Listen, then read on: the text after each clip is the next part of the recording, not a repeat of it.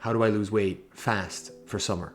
So if you want to lose weight fast, we first have to define what fast is. Of course, if we're talking hours or days, like Michael Scott trying to fit into his suit for Ryan's launch party, no, we cannot lose weight that fast. And also, if you get that reference, you get me. I mean, you could technically lose 5 to 10 pounds overnight with a dehydration protocol, like the ones UFC fighters use, right? Where they go into the sauna and they dehydrate themselves. But there would be no logical reason for that because it would literally last a day and it would put your health at risk and it just makes no sense.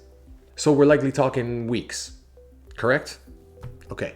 The ideal rate of weight loss, weight I'm talking about now, not body fat yet, where it doesn't impact your exercise performance or put your muscle at risk, is about 0.7% of your body mass each week. And this can be generalized to approximately 1 to 1.5, maybe even 2 pounds a week for most people. I like the percentage because it's relative to your body weight. For example, it's going to be a lot easier for someone who's 300 pounds to lose 2 pounds a week than it will be for someone who is 200 pounds. That's just because the heavier you are, the more energy or calories that your body requires to maintain that weight. So implementing a deficit will likely be easier for you because you have a higher starting point. Dieting is not going to feel as difficult. But in the study I'm referencing, which I've talked about at length before, and I use it with a lot of my clients, they tested a range of different athletes in all different sports, and they compared two rates of weight loss, 0.7% to 1.4%, so double per week. How did they implement this? It's based on the deficit for each person.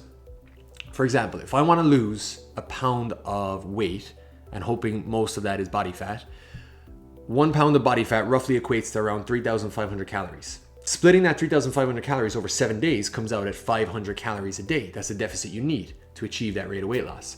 So to double that, it would be a deficit of about 1,000 calories a day. That's where it gets interesting.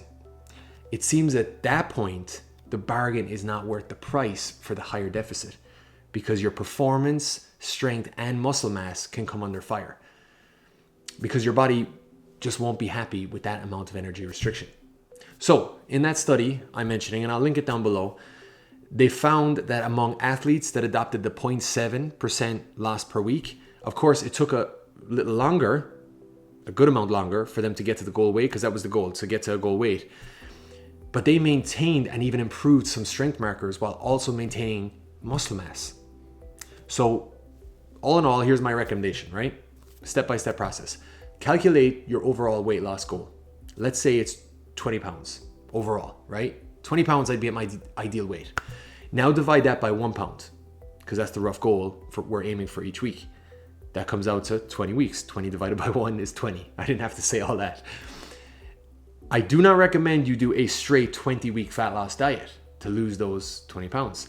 I recommend you do fat loss phases of about 10 to 12 weeks at a time, followed by a 4 to 6 week break and a period where you incrementally increase your calories back up to help stoke that metabolic fire, gain energy back, and then hopefully build more muscle. It's like a slight gaining phase, right?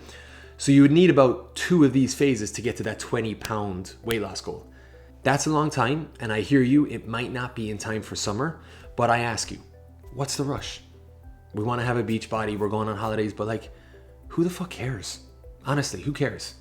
Would your answer change if I said with this rate of weight and fat loss, that the less aggressive approach you use to achieve it, you'll likely maintain those results long into the future, as opposed to a faster, more restrictive approach that you've used in the past and then gain a significant amount back?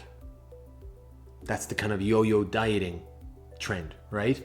Where the approach was way too restrictive for you or your body to handle, and there's some rebounding effects there.